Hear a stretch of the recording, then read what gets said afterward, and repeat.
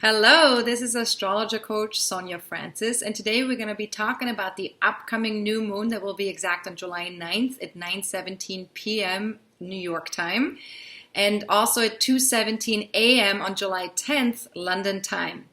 Now this new moon becomes exact at 18 degrees of Cancer, and it's beginning a new moon cycle, a new 28-day cycle. So as best as you can, get really quiet at the time of the new moon and see if you're getting any new messages or ideas. Just kind of tune in, maybe meditate. And if you are getting messages or if you're sensing anything, just fold that into your intentions that you want to set for this new moon cycle. I will talk about the best and most potent times to set intentions towards the end of this video, so stay tuned for that. And this new moon has a lot of aspects to other planets in the new moon chart, so feel free to use the timestamps below this video to jump to different parts of the video if you feel inclined to do so. The new moon especially connects to a lot of slower moving planets like Uranus, Chiron, Neptune, Pluto. And so whenever there's a faster moving body like the sun and the moon, linking up to slower moving outer planets in close aspect, the collective desire for change is just a lot stronger. So we'll talk about that in a bit, but first let's talk a little bit about the Cancer archetype. Now Cancer is the first water sign of the zodiac, and so it relates to the development of the emotional body. This moon cycle will amplify feelings, instincts, and needs. Our feeling nature has been denied and suppressed for a really, really long time, especially in the Western world. But we have begun to embrace it a little bit more, especially since Neptune has moved into Pisces 2011, 2012. And feelings are so essential. They are so important. They're such an important source of information about our true needs and what's important to us. And so they are like a dashboard that tells us what is healthy really for us. And when we don't listen to this information, we become very dependent on other people for validation and also for direction, where we're going.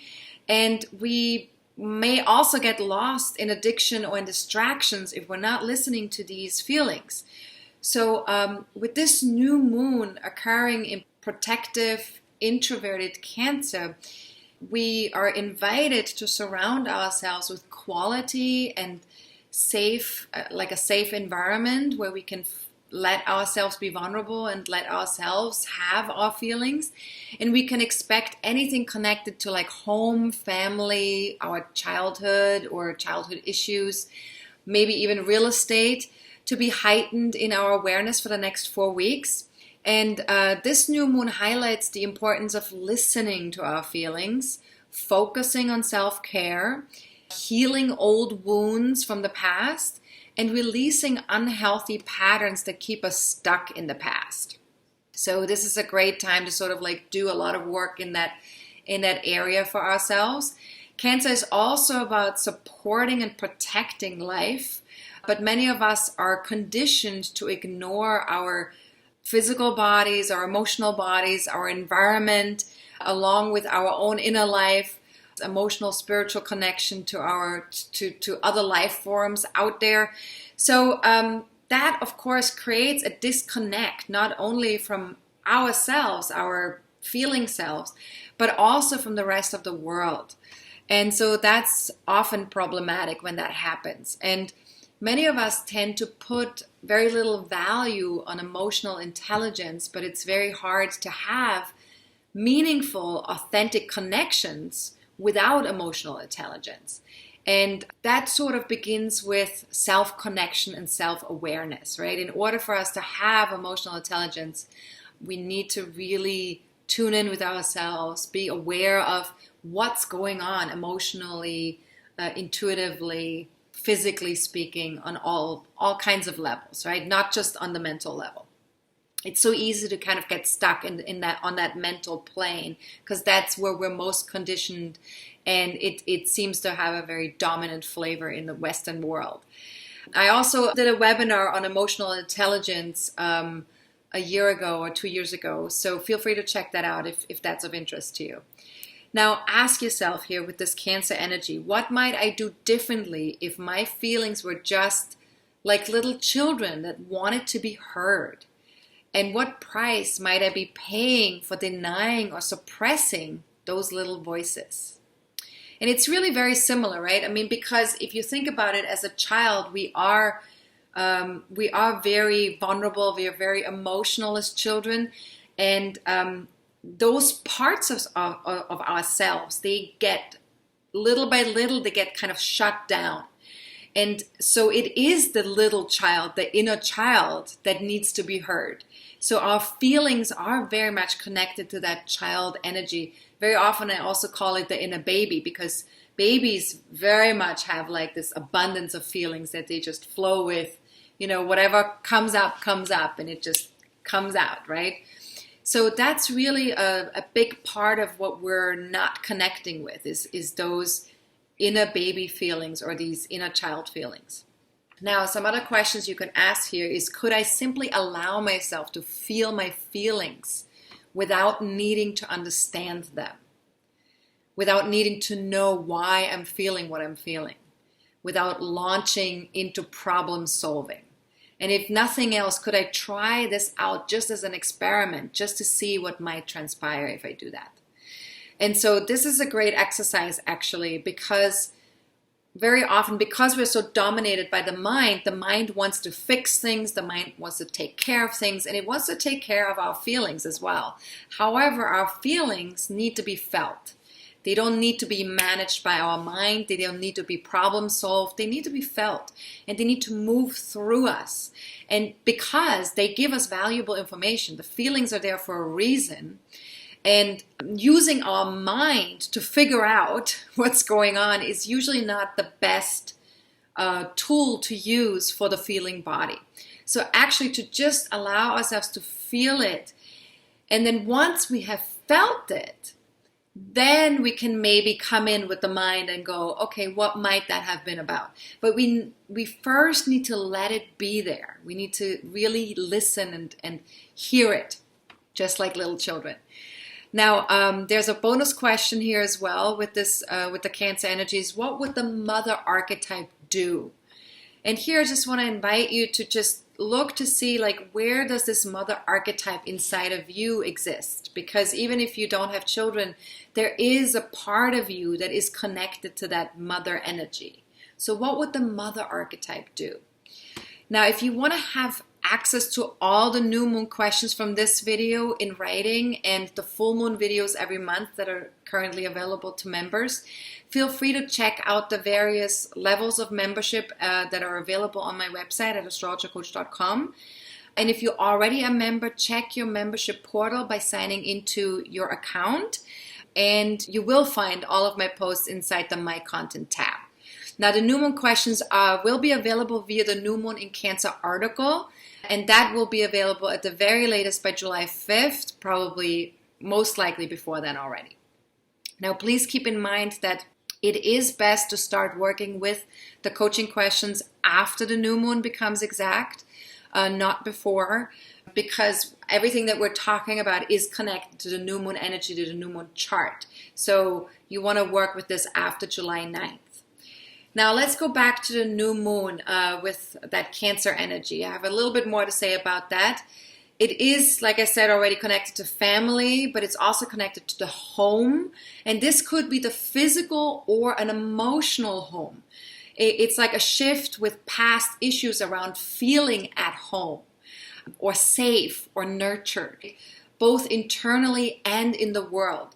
And of course, depending on how we grew up, if we've had a healthy home or a healthy family or a family where we felt safe and nurtured, then this might not be as difficult for us to access. However, if you come from a home where there wasn't a lot of safety or nurturement or a feeling at home with your family, then this might be a little bit more challenging. So you might need to practice how you can connect to that home energy and that safe and nurturing energy within yourself, with yourself, because it's not something that's familiar or that you feel comfortable with naturally, right? Because if it wasn't there growing up, then you have to sort of like get to it on your own. So just know that it's possible to do that little by little. Just practice every day a little bit.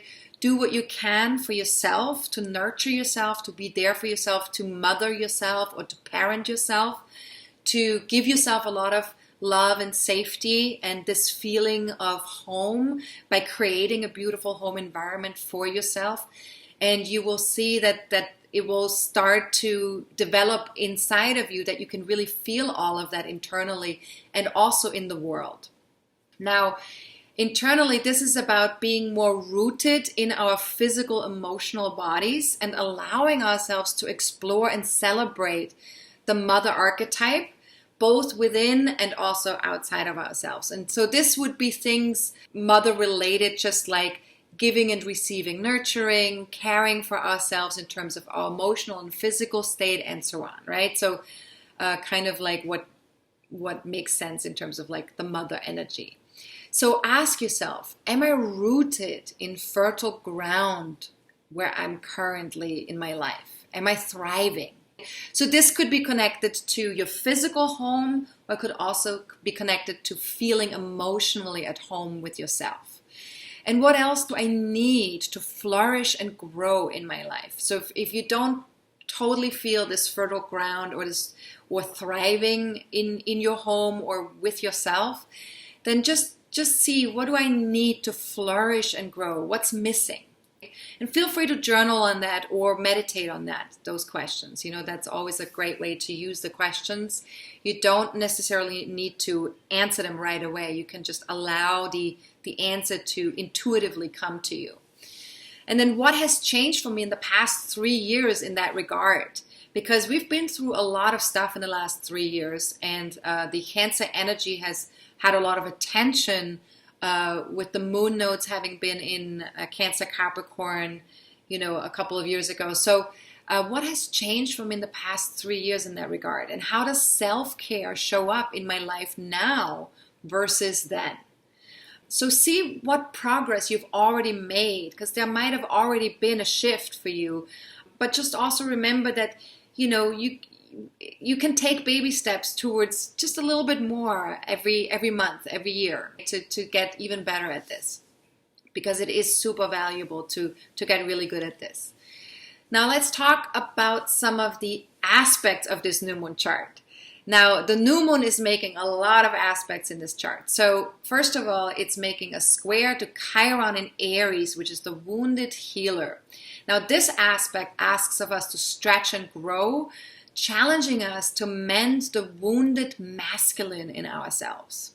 Now, Chiron is also quite exalted at the time of the new moon because it's stationing, it's slowing down to get ready for its yearly 5 months retrograde phase, and that will be happening on July 15th when that shift happens, when it goes retrograde. And Chiron's exalted energy at the time of the new moon makes this aspect, this square with this new moon, much more acute. So if you want to have more information about Chiron's station and retrograde phases in Aries, how it relates to your own birth chart, then definitely feel free to watch my webinar on that subject. That's only available until July 23rd, so get it now if that's of interest to you. Click on the link below this video for more info or to purchase that. And you can also go to my website, to the webinar page, and take a look at all of the various webinars that are currently available. There's lots of good stuff. Now, if you are already a star member, then you already have access to this video, to this webinar, so check your email for that. All right, so let's talk about that square to Chiron. This is a really important one in this chart. On the one hand, we want to connect to what's familiar and stay in our comfort zones. And that's Cancer, right? The Cancer energy always likes to be in its comfort zone. Now, on the other hand, we are asked to be courageous and heal issues connected to anger, violence, or sexual identity. That's that Chiron in Aries. So as best as you can, take this as an opportunity to make space for feeling vulnerable or emotional without seeing yourself as weak or less than. Also, take it as an opportunity to allow yourself to check and see where are there some triggers around the masculine energy, around anger or identity stuff, assertiveness, going after things. Where do we feel a little bit insecure around all of that? Or where do we feel a sense of shame around that? And that will be sort of like a key to see where there needs to be some healing or some more love that we need to receive in that regard. Now, it is perfectly okay to be yourself, and that may involve feeling insecure once in a while. So give compassion and love to yourself and to others as well, because of course other people are also experiencing this. And just remember, after all, we are all human beings. We have limitations, we have triggers, we have conditionings that are not always the best they can be. So just remember that, so even though there is a soul and a spirit within us, there's also a human being that was conditioned to evolve and to experience this life and this physical experience. Now, if we can allow the inner masculine, like taking action and being assertive, to protect and co-create with the feminine, allowing our feelings to move through, receiving, etc., right? All the feminine stuff. If we can allow those two to co-create, the feminine and the masculine, we will go much, much further than we can imagine, because these two really, they make such a good partnership, those two. If they can work together, it's really powerful. So ask yourself, where does the wounded masculine cry out for my compassionate awareness or even my care? And what if I gave it also to those who have not been able to model the masculine energy in an acceptable or healthy way? And what if I extended that even to myself, even when I fall into that category? And even if I get triggered, right? Even if there's something happening that triggers me and I fall into that wounded masculine energy, something comes up. And please remember that even if you don't identify with having a wounded masculine, just remember that this world, especially the Western world, has a lot of wounded masculine. And because we have grown up in this environment, there is a receiving of that, even if it's on an unconscious level. We are receiving this wounded masculine because we're living in that world. So there are bound to be some kind of residue of that within each one of us. And to just pay attention to that and to make that conscious and to work with that with as much compassion and love as you can for yourself is very powerful, because then you can also show other people how to do that for themselves, how you can inspire other people to do the same if you are able to do it yourself. Now, some other questions you can ask here too is, what needs my compassion or even my love, and what needs to heal? And this is something we can maybe observe within the next 4 weeks after the new moon becomes exact, because there will definitely be some triggers and some wounded masculine stuff that will come about. So feel free to really pay attention and bring that compassionate love to it, and maybe journal on it to see what that might be for you personally. Now remember, anger can be a reaction to a boundary violation, but it can also cover another emotion, like often it can be fear or shame. Sometimes it can be sadness. So there are other feelings that can be covered by anger, because anger is sort of like a step up from fear or shame or sadness, because each emotion resonates on a different energy level, and some emotions have a very low energy level, and anger has a little bit of a higher energy level. So sometimes it's easier for us to go into anger because we want to feel more energized, we want to feel more alive. We don't want to get stuck in the lower vibrational energy pools, because then it feels almost like impossible to get out of that. So that's why a lot of people go to anger very quickly. So what if I gave myself permission to make space both for healing around my self-identity, in other words, for recognizing the limitations around my persona, what we've been conditioned into in this human existence, and also for taking care of emotional issues or something connected with my home or my family. So can we make space for both? Now, the new moon also sextiles Uranus in Taurus. And this brings an opportunity to see things from a different perspective. Or also to put a new spin on our thinking, because Uranus can reinvent things. Right? So we like to connect in unusual ways, and group activities or brainstorming sessions with like-minded people could generate amazing insights. So this may also be a good time to find a unique or global approach to financial matters so we can reach a sense of emotional security. Now ask yourself here, what can I see now that I wasn't able to see even just 6 weeks ago? And please remember, we've had a Mercury retrograde, we've had a eclipse season in the last 6 weeks. So there was a lot that was going on, and so of course we've kind of received our upgrades. We are on a whole other energetic level now than we were 6 weeks ago. So what can I see now that I wasn't able to see even just 6 weeks ago? And how might connecting to others in an unusual or new way create a better future for all of us and for this planet?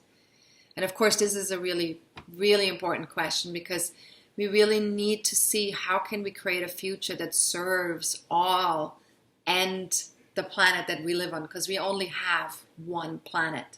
There is no other planet to live on. Not right now anyways, not that I know of. We might discover something in the future, but not right now. Now we will talk more about Uranus and the upcoming station and retrograde phases of this planet that I think is in August, starts in August, in relationship to our own birth charts in my next forecasting forum on July 23rd. So feel free to join us live or register to get the MP4 video presentation of this live event. You can also ask questions in advance if you can't join live on the 23rd. And if you are not yet a star member of my online community, feel free to just join by registering for this month only. There will be a link below this video to do so. And also keep in mind, there is an early bird special that is available until July 20th at midnight. So take advantage of that if you would like to join. Okay, so there will be another couple of aspects we want to talk about here with this new moon chart. The new moon also trines Neptune in Pisces, and this supports our sense of flow, because Pisces is all about flow of energy and emotional connections to others. Of course, with Cancer and Pisces, it's very watery. It's all about feelings. It's all about connecting emotionally. Then it's also very spiritual and creative, of course. So spiritual and creative endeavors are favored with this combination. And our capacity for compassion is quite strong as well, both towards ourselves and others. And we're feeling especially intuitive as well, especially now that Neptune is already moving retrograde, which is another thing we also mentioned in our last webinar, if you want to take a look at that. And of course, this ability to be more compassionate will serve us also with the square with Chiron that I mentioned already, right? So ask yourself here with this trine, when I tune into myself, to what do I feel connected? And what if I tune into life itself? What do I discover when I do that? And what from my past is asking to be released? Is there anything from my past, emotional blockages, stories, anything that I'm holding on to that is maybe not serving me so much anymore? What of that could be released? And especially look at things that feel like they're anything from the past that feels like it's keeping you separate in some way, either from yourself or from other people or from life itself. Now, where is it time to open myself up fully on an emotional level? And just remember that, opening ourselves up on an emotional level can be very scary, especially if you didn't have a very safe childhood in connection with that. And, children are very open emotionally. They're very vulnerable. And so for us as adults to let ourselves be vulnerable and let ourselves be fully open emotionally, if we didn't have that sense of safety growing up, it can be definitely scary. So take baby steps here with this and just keep practicing a little bit at a time, and look to practice with people in particular where you do feel safe, where you do feel like it's okay to open up emotionally, and then keep opening up a little bit more at a time. And just remember that, being emotionally open doesn't mean that we never get disappointed or that we never get hurt. Of course not. That is true. But it also means that when you're emotionally open, the connection, the authentic connection that you can have with another human being can be so powerful and so beautiful that it is so worth it risking being hurt or being disappointed. And so that's something we have to remember, that a life without pain is a life that's not lived. Because if we want to avoid pain, we're not really living. Now, some other questions you can ask here is, what if the whole universe was intelligent? And what if that included every cell in my body? And how might resting, trusting, and allowing benefit me over the next 4 weeks? And just remember, with all that water energy, that Neptune in Pisces, the moon in Cancer, that definitely invites us to really be gentle with ourselves, to really make sure we have breaks, to make sure that we're connecting to ourselves in a healthy way and allowing things to come up in a very motherly kind of a way as well, so that we can really get in touch with our feeling body. Now, the new moon also makes a wide opposition to Pluto in Capricorn. And this opposition is not a very close one, but as we move past the new moon, we will start to feel this pull towards that Pluto opposition more strongly. So what that means is that we may take an all or nothing attitude towards other people. This could drive some tension or oppositional behavior. So as best as you can, remain flexible and practice self-care. Very important here with this aspect, self-care. Take good care of your emotional and physical body, and that way you'll remain able to empower yourself and others. And that is, of course, always a wonderful thing to be able to do. So as best as you can, trust what resonates, what rings true for you, what empowers and connects, rather than what agitates and what polarizes. So ask yourself here, what is my motivation around achieving something out there in the world? Because with Pluto in Capricorn, there's this very strong focus on needing to achieve something out there in the world. And how about at home? What do I need at home? Because remember, with the new moon being in Cancer, there is a focus that gets very much pulled towards the home. And where might the balancing point be between home, family, and career and long-term goals? So between that new moon and that Pluto placement. And how might a deep focus on self-care or emotional authenticity serve me at this time? And what needs to transform so I can feel more empowered? And just remember that empowerment is not about feeling all powerful. Empowerment means that we feel truly connected and truly whole with ourselves. That is true empowerment. So the last thing I want to mention with this new moon chart is there's a powerful fixed T-square that I already mentioned in the last full moon video that is still active in this new moon chart. And the only difference is that now Venus has joined Mars in Leo with this T-square. And Venus can act to soften Mars's aggressiveness, or Mars can make Venus's romantic impulses stronger and maybe more pressing. So we're more able to combine warmth with energy warmth is Venus, energy is Mars. And since this alignment is taking place in Leo, having fun is really key here. We really want to have fun. We want to go out there and, connect with people and, women, men, everybody, children, all is welcome. So the last time we experienced this alignment was in August of 2015. So just think back to that time. Was there a new beginning back then, if you do remember? In regards to the feminine and masculine energies. Because remember, Venus, feminine, Mars, masculine. And what has shifted for you since that time? And what is the inner feminine goddess saying to you now? What's Venus saying to you? Where do we want to express ourselves? What do we want to express? How do we want to have fun and connect? Now the T-square between Uranus in Taurus, Saturn in Aquarius, and then on the other side, Mars and Venus in Leo, challenges us to face long-standing issues. So this Uranus-Saturn square between Aquarius and Taurus has already been going on since the beginning of this year, since January. And now that Mars and Venus are coming into the picture, there's something that's being kind of rattled a little bit, so we can pay attention to what needs to shift or change for us. So be aware of impatience and jumping to conclusions with that Mars and Venus in Leo. And as best as you can, go for what's best for all concerned. And here are some coaching questions for the T-square. In what ways am I currently growing, maturing? And how does this look in the collective experience?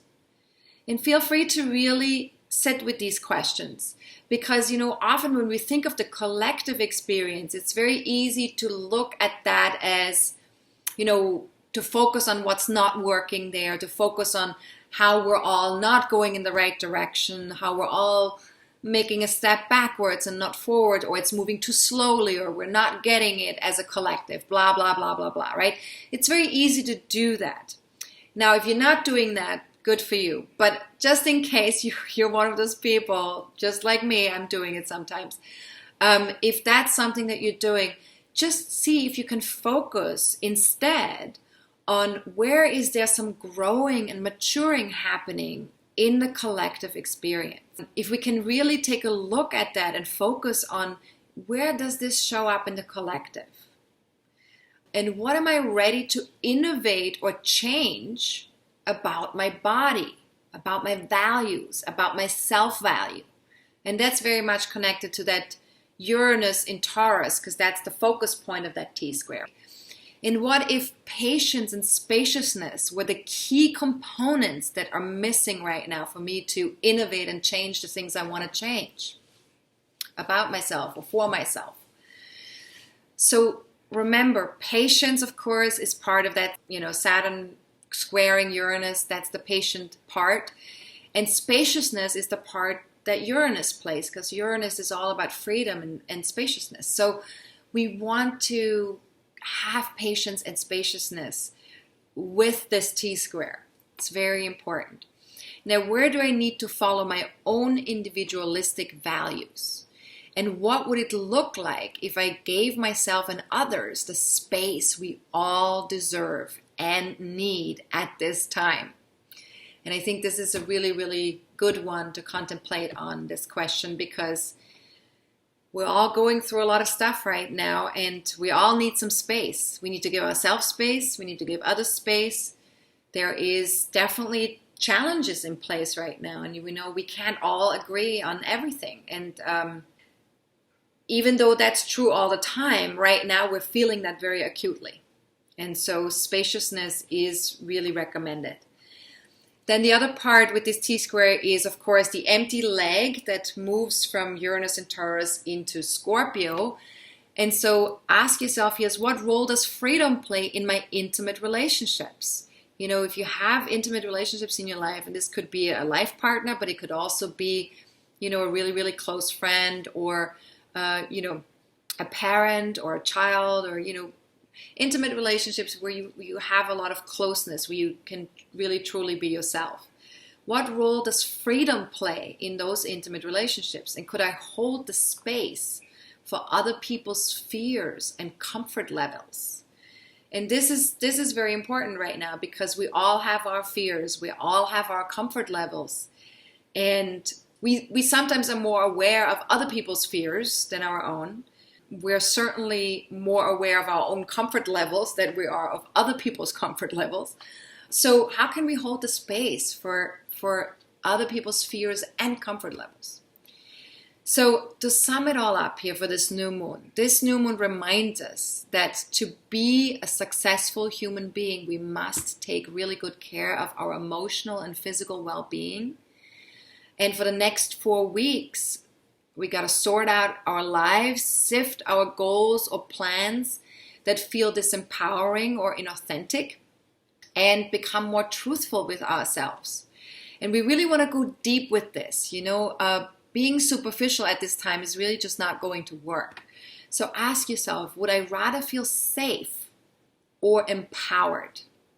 And this is a really, really fantastic question, because a lot of people choose safety and give their power away to other people or to authority figures or to other things out there in the world. And they think that safety is more important than empowerment. But when we are not empowered, when we're not fully connected to ourselves, when we're not heeding our own emotional intelligence or our own information that we're getting emotionally, then we're not safe to begin with anyways. Because safety is an internal game. It's not an external game. So would you rather feel safe or empowered? And might I feel at least a little more empowered when focusing on what I truly actually have control over? And I know this is something we've talked about before in other videos, and it just is so important to keep repeating this, because it's so valuable. Because if we can just truly focus on what we have control over, then we empower ourselves. When we focus on the stuff we don't have control over, we disempower ourselves. We give our power away to others. Now, how about focusing on what feels authentically in alignment with myself? So really allowing ourselves to shift our focus as much as possible, or to at least be aware when we are not doing so, when we're not focusing on the things that we have control over, or when we're not focusing on what's authentically in alignment with ourselves. Now, remember that other people are dealing with all of this as well. And if you encounter disempowerment, fear, or resistance in your various relationships, remember that they too are dealing with a multitude of energy at this time. So go deeper in your understanding with those people rather than on the defensive. Because it's easy to get defended, but it's so much more powerful when we can go deeper and we can create a deeper understanding from a heart place, rather than going into our head and go, that's not right. What are they saying? Like, what? Why are they scared? And what's going on here? Rather than doing that, these like reactive responses, go a little bit deeper into your heart place, into your root chakra, and just go like, how can I really understand what's going on here with this group of people, or with this particular person, or what's going on with me, as a matter of fact, with what I'm scared about. So go deeper. And as best as you can, empower yourself and others, be authentic, be kind, be compassionate. The world actually needs people that know how to nurture themselves. Believe it or not, a lot of people don't know how to do this. People who honor their feeling body, people with healthy centers, who follow their inner compass. We really need people like that now more than ever. Now, if you have an ascendant or any personal planets in 16 to 20 degrees of Cancer, Capricorn, Aries, or Libra, then you're definitely going to feel the energies of this new moon more strongly than other people. However, even if you don't have planets and points in those degrees and signs, take a look at your natal chart, your birth chart, and just look to see where does 18 degrees of Cancer land in your chart. And the house placement of the new moon will indicate which area of life is most ready for a new beginning for the next 28 days. Now, if you don't know how to look that up in your own chart, feel free to check out my 30-minute class on how to read your birth chart. You can get free access to that class via my homepage at astrologercoach.com. Just scroll down on the homepage until you get to a window that says free class, and then just click on that link. Now, let's talk about new moon intentions, right? We all want to know, when is the best time to set new moon intentions? And that's best done after the new moon becomes exact, and definitely not during a moon ward of course phase.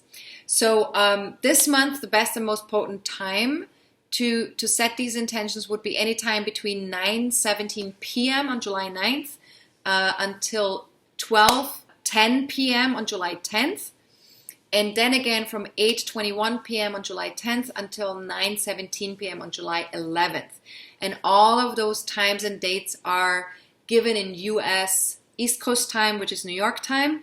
Now, if you live in a different time zone than that, I recommend that you either convert it yourself, or you can join my Facebook fan page or follow me on Twitter. I will be posting reminders on July 9th after the new moon becomes exact, on July 10th after the moon ward of course ends, and on July 11th throughout the day to let you know when it's the best and most potent time to set your intentions. So for more information about setting intentions, how to do that, what to best do, is go to my website, to my blog page, and then look for astrology articles, or go to the tag New Moon Intentions on the right side of the blog page if you're going at it from a computer. And I will also have a link below this video for those of you who can only access it via a phone or an iPad, because it's a little bit more difficult to access it that way. And then also to sign up for my free monthly newsletter, go to my homepage, it's astrologercoach.com, and there's a little window where you can put your email address in for that. Or you can go to info@astrologercoach.com and write newsletter in the subject line. The newsletter will be sent out a couple of times a month, once or twice, has special offers, has the new moon video in it, has announcements for courses and webinars, all of that good stuff. All right. Now, if you have any general questions for me, feel free to email me at info@astrologercoach.com. Any personal questions that require of me to take a look at your birth chart, please book a reading via my website, via the services page at astrologercoach.com, or any questions connected to what's coming up within the next 30 to 40 days, join the monthly forecasting forum on July 23rd. You can also ask questions in advance if you're not able to join us live on that day. And again, we will focus on the upcoming Uranus station and retrograde phases in Taurus, as well as the Saturn-Uranus square that will be going on all year this year and a little bit of next year as well. And yeah, my members will see me in 2 weeks around the time of the full moon, so we can take a look at how far we've come since setting new moon intentions. And everyone else in 4 weeks for the next new moon. So thank you so much for watching, and until then, stay wholehearted and healthy. And if you need support in any way whatsoever, feel free to reach out for a reading or coaching healing sessions or anything else. All right? Have a good one. Much love. This is Astrologer Coach Sonja Francis. Goodbye.